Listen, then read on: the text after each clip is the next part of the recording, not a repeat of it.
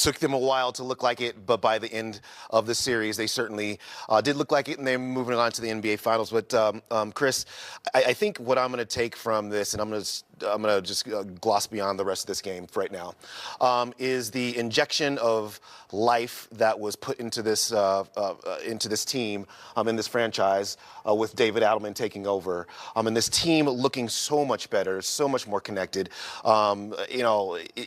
All the way through the playoffs, and obviously today notwithstanding, it's been. I think there are things to grasp onto that you can use going forward as they kind of retool things. But I think that's the way I will remember this so far. Yeah, not for me so much on that. I thought Adelman did a really good job. A lot of the stuff to talk about with him: is he going to return? Will he be rehired?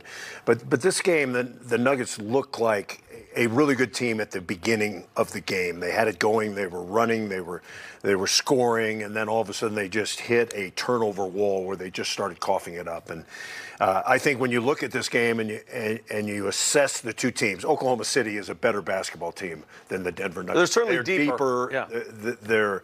They're longer. They're lengthier, and that depth throughout a 7-game series really makes a big difference. But I just thought, and this is my personal opinion, when Alex Caruso came into the game, I thought he turned things around. Vic, you like to call him an impact player, but I thought he came in, the Nuggets were humming, and all of a sudden he's guarding Jokic. You don't think he did a good job on him? I do. I thought he did a really good job on him, and he kind of stopped the Nuggets' momentum. They couldn't get the ball. Not all that was Jokic's fault. They couldn't get the ball to Jokic. Mm-hmm.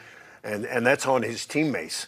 And that's where I thought they get stuck, and then OKC goes on that beat. I'll remember the grit this team displayed, especially in times when it looked like it was over this postseason. How about a shout-out to Aaron Gordon with a strained hamstring for not only suiting up, but providing 8 points, 11 rebounds. Guys, did he lead the Nuggets in rebounds today, or was that Joker? He had 11 rebounds. He led the Nuggets in rebounds with one bad wheel. That says a lot. But the game was lost for all intents and purposes in the second quarter. Again, the Nuggets led by 11 in the first. They led by 5 after 1. And then the blitz took place. That's when they started turning the rock over. We're seeing some things that happened during the course of a game where the momentum was built and they didn't let go of it. Steal after steal. The Nuggets finished with 23 turnovers in this game. But the most impactful ones came in that second quarter, guys. Yeah, 8 turnovers in the second quarter alone. And, just runouts and easy buckets and all the things as the Oklahoma City Thunder had 6 steals in that second quarter. Everybody got a steal basically off on their team who played in that quarter.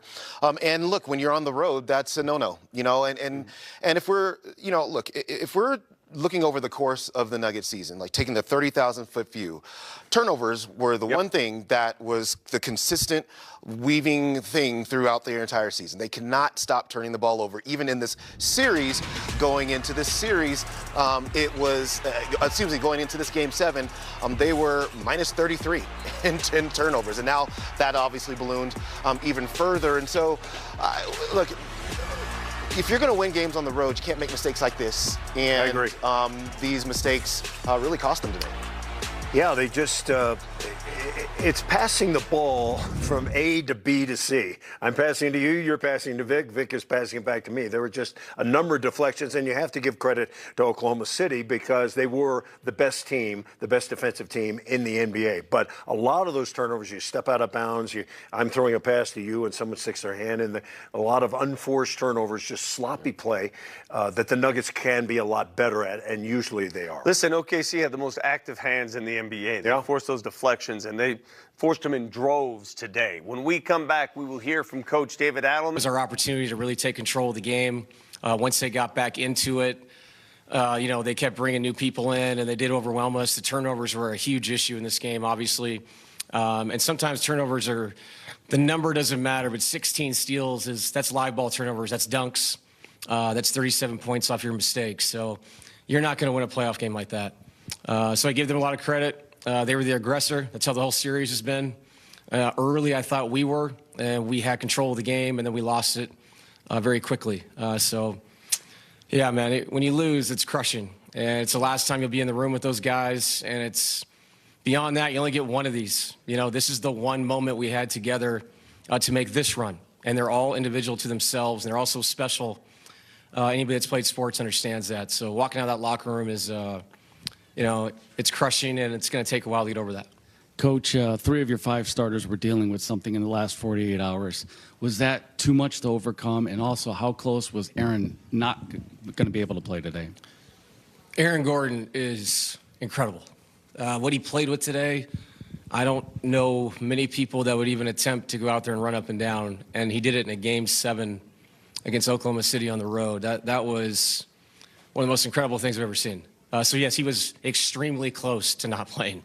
I was surprised, that they said, no, he's a go, he's going to start. I knew there was a chance. But in the back of your mind, you're kind of planning, I don't think he's going to have it. Guy had 8 rebounds at the half. He almost had a double-double going up and down in that kind of pain. Shot the ball. The 1-3 in front of our bench looked so comfortable. Like, it's just a testament to his toughness. I can't sit here and say because we're beat up and this guy's sick that we lost. We got beat. And if we were that tired late, we certainly weren't tired early. So we had an opportunity to take control of that game, and we missed that opportunity at the end of the first quarter. And that run, to start the second, obviously at the end of the half, really put us in a tough spot. Coach, you guys, kind of, at the end of your talk, in the locker room, just kind of dapping each other up. And, was that just out of respect of the run that you guys made? And can you put into words, kind of what you guys went through from, the house cleaning towards the end of the regular season up until this point? Yeah, man, I think it's, groups, in team sports, you can fracture very quickly because there's a lot of different personalities in that room. And even though it's a team sport, there's individuals in that room too. And for them to take a look at each other and say, no, we have enough in here and we can galvanize this and we can make it work was incredible. And I told them in there, it's about the man next to you. That's what you do this for. You do it for the guy next to you because you want the opportunity to be a team thing. And these guys did it. And, I'll go back and kick myself. Game 4 and 5 of the series, those are just as crushing as tonight because we had legitimate opportunities to completely control the series, but we just didn't follow through with that. But yeah, it's a testament to the people in there. It really is. It's not about one person. It's about the whole group staying together, believing that they could make something happen through injuries, up and downs, new faces, new people, new jobs, delegation, all the narrative, all that stuff.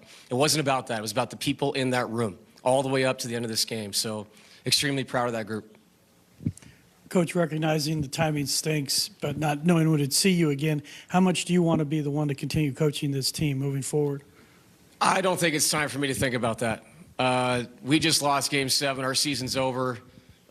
Decision makers will make that decision. Obviously, blessed to have this opportunity to take the helm and lead this team. Something, obviously, if I'm not back next year, I'll obviously never forget this. It's been an incredible experience. And to have the buy-in from the guys was really special for me.